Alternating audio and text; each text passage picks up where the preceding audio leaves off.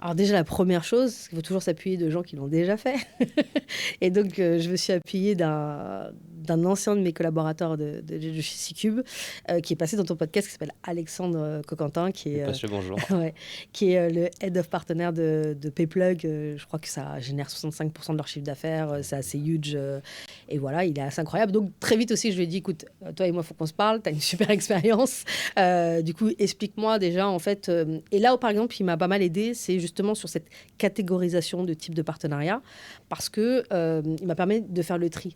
Il y a plusieurs choses qu'on peut faire, notamment avec, par exemple, les gros hébergeurs.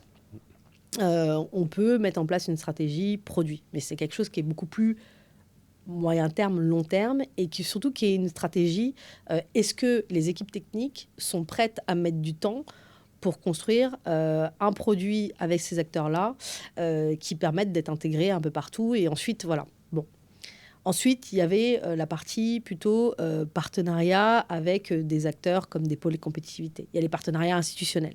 Et le fait qu'il m'ait permis en fait d'avoir cette réflexion, de poser ça, bah, ça m'a permis, enfin, évidemment c'est des réflexes sales, de segmentation, de me dire en fait, mon objectif c'est comment je vais le plus vite possible.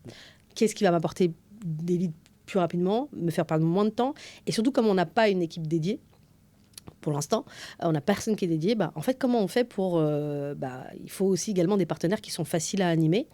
Il faut pas se mettre dans une machine assez grosse. Et aussi également, un des meilleurs conseils qu'il m'a donné, c'est commence petit et surtout élimine très vite.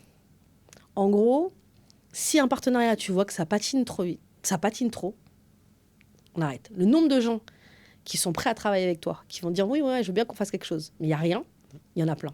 Et je crois que ce conseil-là, c'est un des meilleurs conseils qu'il m'a donné, parce que ça m'a permis de me dire, en fait, dès que je vois que très rapidement, il y a au moins des tentatives de l'autre côté, ça veut dire que ça vaut le coup que je mette du temps, mon énergie, etc.